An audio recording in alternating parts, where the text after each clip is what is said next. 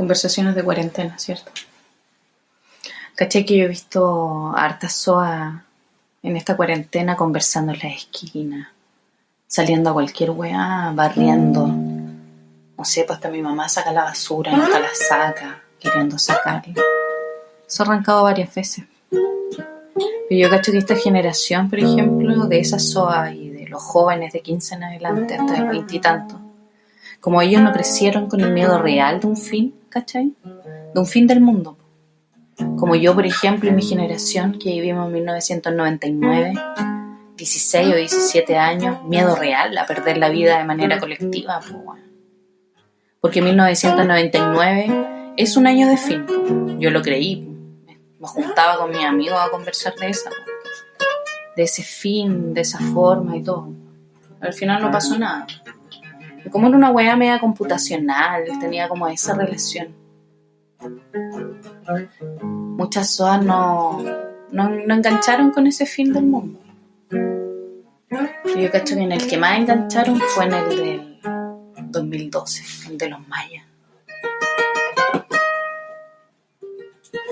Ese año yo me acuerdo que igual tuve más miedo a perder la vida de forma colectiva, porque ya era más superior ese miedo, ¿cachai? Ese miedo ya con miedos reales del apocalipsis, que todo el mundo lo creía, más encima yo ya era mamá. Menos mal no pasó nada, porque en el 2011 yo me acuerdo que era tal mi miedo que me acerqué a hablar con mi tía Chedes. Me contó la historia del apocalipsis, el más horrible y fascinante a la vez. Ella me decía primero iba a haber un tsunami más un terremoto de 12 horas. O sea, un tsunami y un terremoto de 12 horas constantes, sin parar, non-stop. La segunda parte era que llegaba un ángel exterminador, llenaba de luz todo el exterior y destruía todo lo que quedaba por destruir.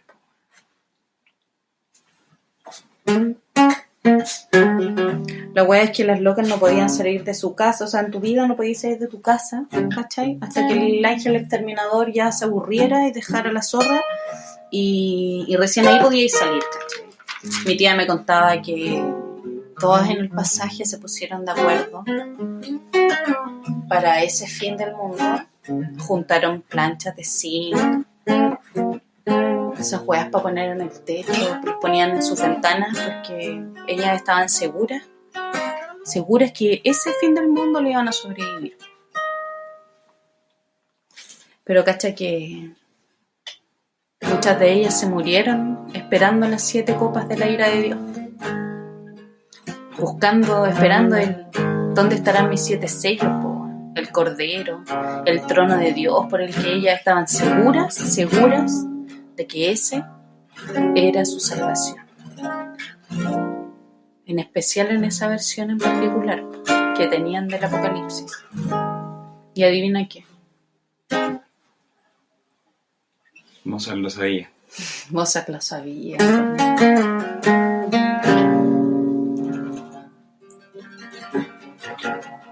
Buena muchachada, ¿cómo están? Todos los cabritos. Esta es la segunda versión de respuestas que nunca tuvieron pregunta. La wea. Al principio era un podcast solo mío. Hoy casi dije podcast. Como mamá. Podcast. Era un podcast solo mío. Ahora decidimos de que como estamos en cuarentena, era mejor hacerlo juntos. O sea, y cuando decimos juntos nos referimos a ustedes, por supuesto. Claro, a todos. No, mentira. Esta weá no es para nadie, weón. No, es para todos. Es para nosotros y para todos, porque en verdad que es una manera también de comunicarnos. Una oda al ser. Sí. Simplemente. Sí, a la humanidad. A la humanidad. Amor por sobre todas las cosas. Hoy día queríamos hablar de música, pero vamos a hablar de 2 discos que nos parecen muy importantes, entretenidos y relevantes, vitales para la historia de la humanidad. Y más que nada para que los escuchen, pues cabrón. Ahora que estamos en cuarentena, tenemos tiempo. aprovechen. Tenemos tiempo de escuchar Además de que yo me quejo mucho, en particular, de que hemos bajado mucho la escala de talento, de apreciar la música en general, que yo creo que esta cuarentena también es una llamada como a acercarnos más a lo esencial, ¿sí o no, Basti? A las cosas más que tengan más peso, igual Claro. que tengan más que decir, pues.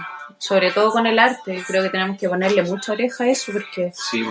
finalmente es nuestra única herramienta, es la herramienta silenciosa pero más eficaz en contra de todo lo malo y la mejor forma de comunicar. O la peor. Claro, depende. O la peor, pues en caso de la música basura. Entonces ahora en casos de música selecta o Ya. música muy importante o muy vital en la historia de la música y la humanidad, como decía Bastián. Hoy día queríamos conversar de el Revolver de los Beatles, que es un disco súper importante para el rock, sobre todo porque se considera, para muchos consideran este disco como el primer disco de rock psicodélico de la historia. A mí en lo personal me gusta más que la cresta este disco, porque siento que aquí la banda todavía tenía esta energía que tienen las bandas, así cuando... O sea, la musicalidad es pulenta, todos sabemos eso, los guanes tocan ultra bien, ¿cachai? Y los temas son súper buenos, pero aparte de eso siento que allí ellos todavía como que irradian esa energía de... La voluntad de lo que querer es, claro, estar. y más, y Ah. de la amistad, ¿cachai? Claro. Esa weá que yo creo que si algún músico llega a escuchar esta weá y ha tenido alguna banda con amigos, ¿cachai? Claro. Más allá de tocar bien o cómo suene, Claro. y entiende esa conexión y esa energía que se da cuando uno tiene una banda con amigos, ¿cachai? Siento que aquí se siente caleta todavía, ¿cachai? En los Beatles. Y puta, los locos experimentaron así caleta, ¿cachai? En cómo grabaron la weá. En ese tiempo no había muchos recursos para grabar, ¿cachai? Mira, estamos hablando Del 66. del 66. En ese año salió el Revolver. Del 66.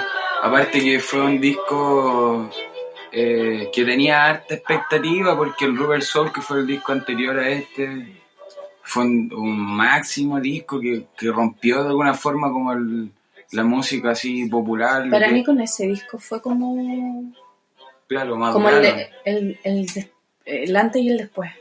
Sí, pues de hecho sí, yo también creo lo mismo. Y claro que el Rubber Soul es como una obra así máxima de pop, de rock, ¿cachai? Así que inspiró a caleta de locos. Por eso el Revolver tenía una expectativa así súper brígida, ¿cachai? Porque era el disco que venía después de eso. O sea, ¿qué podían hacer los locos, cachai? Son 4 locos nomás también. Estamos hablando del 66. ¿Qué recursos musicales podían llegar a ocupar, cachai? Y lo lograron. O sea, claro, pues en su búsqueda psicodélica, del sonido psicodélico y sí, porque todo lo que ellos estaban revelando en ese momento eran súper pocos. De hecho, hemos visto que inventaban formas de hacer reverb. Claro, formas de hacer algunos efectos que hoy día son así como una simple perilla. Los locos lo lograban de forma natural con las ¿Qué salas. es el reverb? Explica eso quizás. Puta, no, yo la verdad que técnicamente no podría decirlo, pero el reverb es ¿Suena como qué? El reverb es lo que tú sentís, por ejemplo, cuando cantáis en la ducha. Ah, claro, el retorno. Sentís como... que suena como llenito, sí. Así como, ¿por qué hay reverb? ¿Cachai? Y en las grabaciones igual eso sirve para retocar esas cosas. Ellos ¿cachai? lo hacían como en unos cuartos muy amplios. Claro, los locos. Y los ponían como unas placas de aluminio. Claro, como que los locos recreaban el reverb así de forma natural, por así decirlo. La wea más análoga que la mierda. La wea capa, súper capo. Y claro, pues los locos indagaron harto en la psicodelia en este disco también porque era el pic de drogas psicodélicas, ¿cachai? De experimentación. Estamos hablando de no sé, pues del LSD en un estado súper puro, ¿cachai? Lo que hoy día se puede encontrar como LSD, si es que no te encontráis un emboom, ¿cachai? Con suerte. No encontráis... No es lo mismo. No, pues para nada, pues los locos, no sé, pues venden estampillas así de 300 UG. MG, Uge. Uge, claro, y esa weá ni existe, po, weón. Claro. ¿Qué weá les pasa a los weones? Bueno, así que también para todos los droguitos que están escuchando esto, si les quieren vender una estampilla de 300 UG, no existe, weón, no existe. Así que ahí hay una respuesta, weón, que nunca tuvo una pregunta en este maldito programa, weón, pero una weá más útil que la mierda, así. ¿Cachai? Mi mamá está golpeando, chicos. Oh, chicos. No, esto es más casero, no puede ser. Esa es una maldita respuesta que nunca tuvo una pregunta, weón, pero es más útil que la chucha. Ya, pues, volviendo al tema, este fue el apogeo de las drogas psicodélicas, ¿cachai? En esta década, entonces los locos, Mucho obviamente, claro, lo retrataron en su música, transformaron la rola, el rock and roll en una obra mucho más sublime, así, más profunda. Tengo risa. ¿Por qué? Porque durante muchos días hemos intentado grabar, nos quedamos dormidos, esperando la noche, porque es el momento más silencioso y tranquilo de poder grabar. Claro, voy a llegar adentro de tu mamá. Y ahora mi mamá, claro, a decirme una respuesta que nadie le preguntó. Esa sí que fue la máxima respuesta sin pregunta. La máxima respuesta de este programa al menos. Claro. Nunca les voy a decir la respuesta que me dio mi mamá.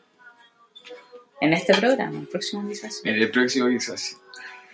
Oye, esta canción no sé si se escucha. Lo vamos a un poquito más de volumen. Solo estoy durmiendo. Claro. Esta canción de hecho como que retrata mucho como los tiempos de John Lennon. Y el loco igual no... El loco estaba como atrapado, parece, así. ¿Cachai? Pero la weá es que el loco consumía LSD y se quedaba en la casa, así como que, weón, y... Solo dormía. Claro, que dicen que era bueno igual para el tipo.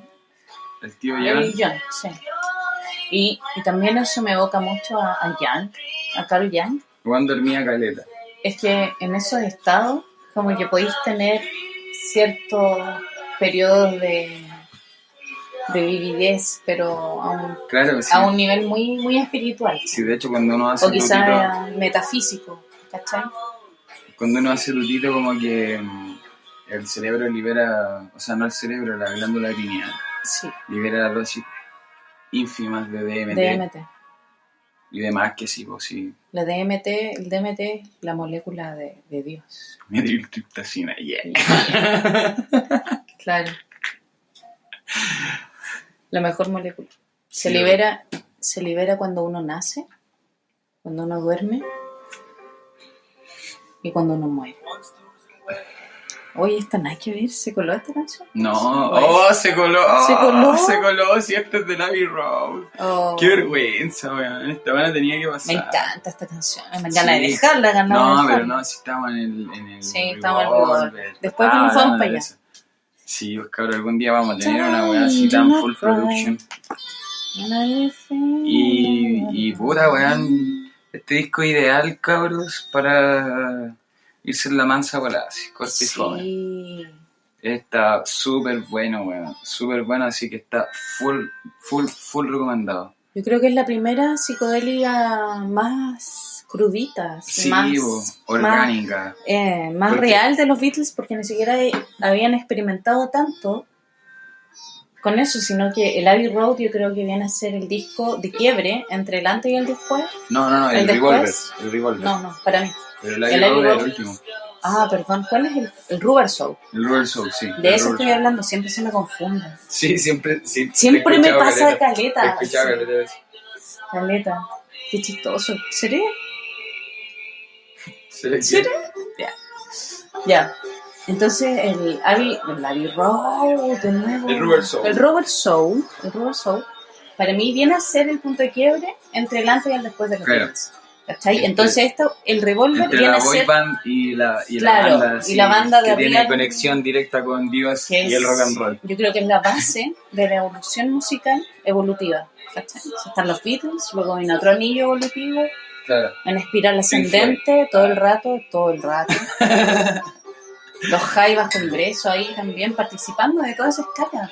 Oye, sí, y ahí la luz se está tirando elipsis de lo que viene.